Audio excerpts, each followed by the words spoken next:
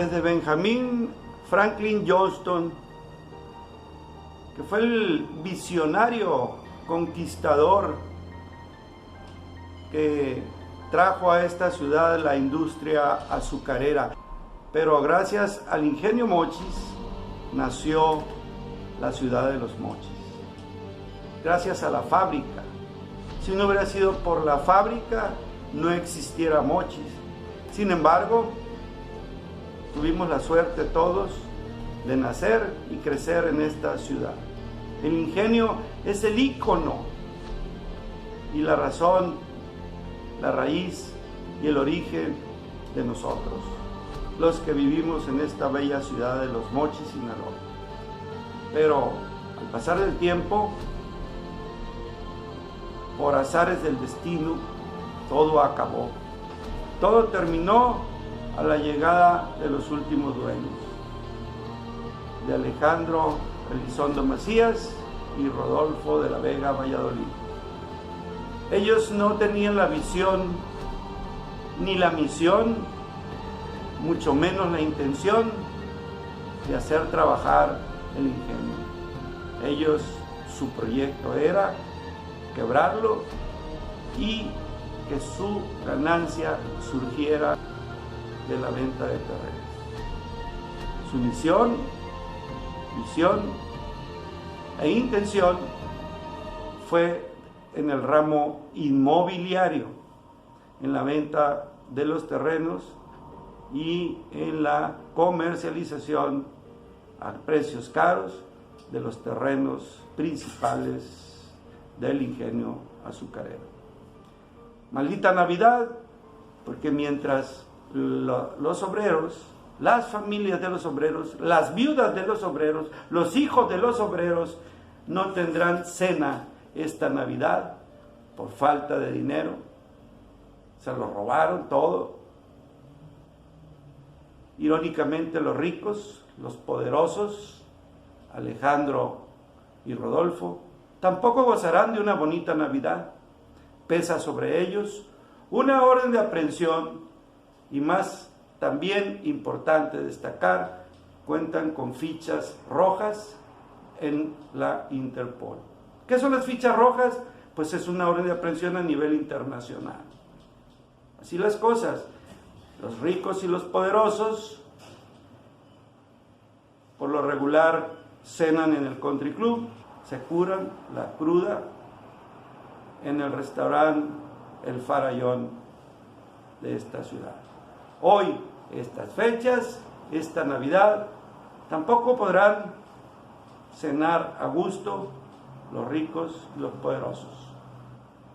Maldita Navidad en los dos extremos, en la pobreza de los obreros como en la riqueza y opulencia de los fugitivos.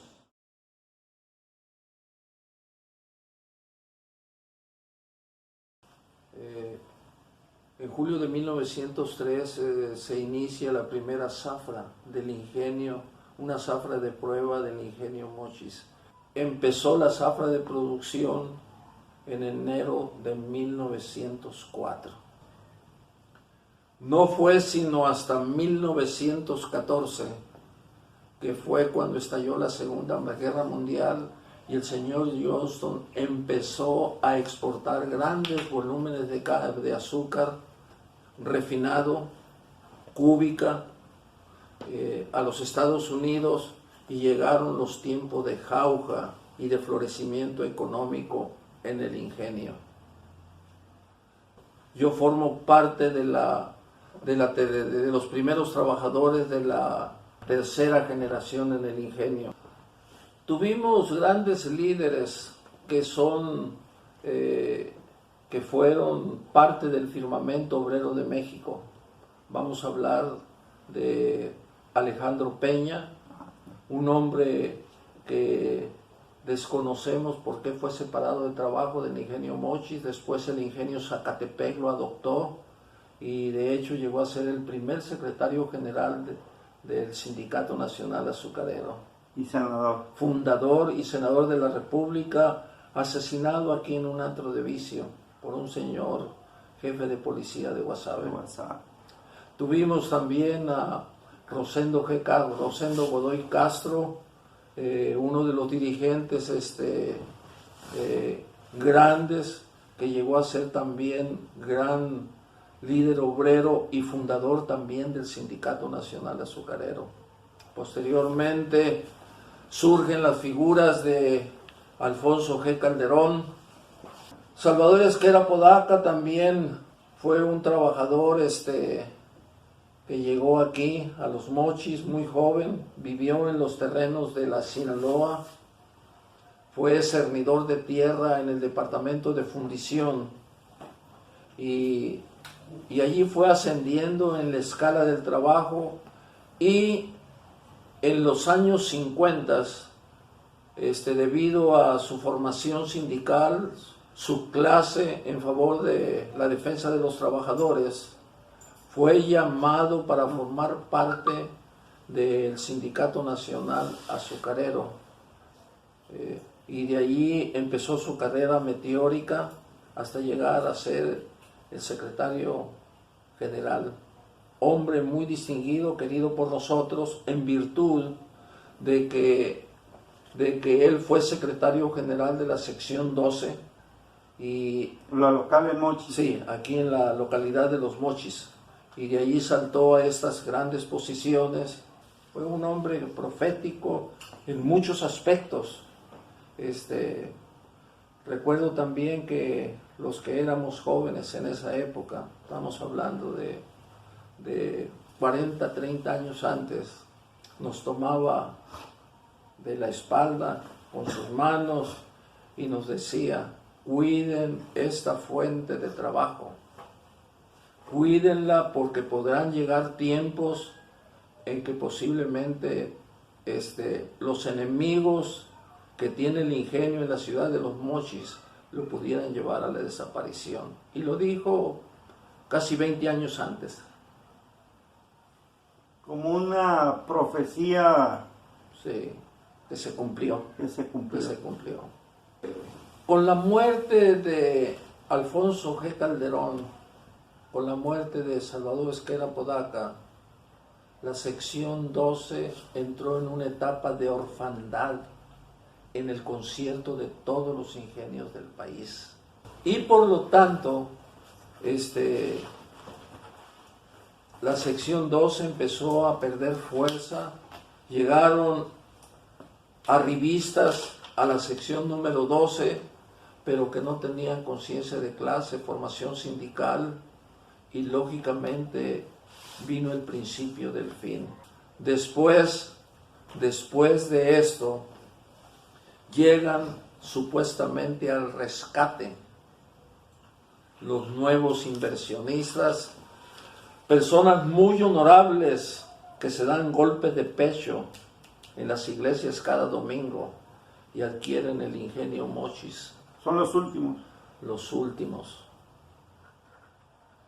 Estos señores adquieren el ingenio Mochis no para producir azúcar ni alcohol, sino llevarlo a la quiebra en detrimento de poco más de 1,000 trabajadores, terminando con proyectos de vida de más de 1,000 trabajadores, y que naturalmente todavía estamos luchando porque seamos liquidados al 100% los trabajadores. Por lo demás, no quiero que se peque de atrevimiento, pero el ingenio Mochis en sus últimas 2 zafras llegó a tener una producción de 93,000 toneladas de azúcar, que no era para que se cerrara el ingenio.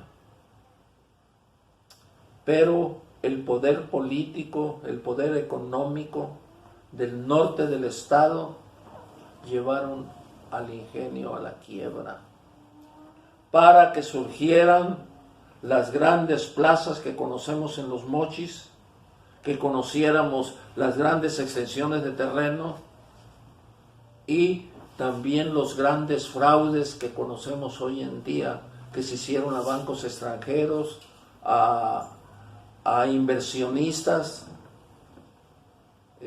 y que lógicamente son lo que nosotros conocemos ahorita como personajes que han impedido que el ingenio se pudiera reabrir nuevamente. Atrevida, ¿verdad? Atrevido lo que estoy diciendo. Las grandes extensiones de tierras que activos del ingenio despertaron la codicia de muchos hombres que estaban enquistados en el poder político y en el económico, y que por lo tanto había que desaparecer el ingenio a fuerzas. Vuelvo a repetir, se terminaron con muchos proyectos de vida, tragedias al interior de nosotros los obreros. Nuestros hijos dejaron de ir a las universidades, matrimonios, desechos, una gran descomposición social. No hay dinero para enfrentar estas fiestas. Afortunadamente, y habrá que agradecerle al nuevo presidente de México, lo que no hizo ningún gobernante del Invencible al otorgarnos a nosotros la pensión universal, a todos los obreros del ingenio. Si nosotros desde el principio hubiéramos negociado por terrenos, ya el problema nuestro se hubiera resuelto. Precaria Navidad para los obreros. Precaria Navidad, amarga, magra, maldita Navidad.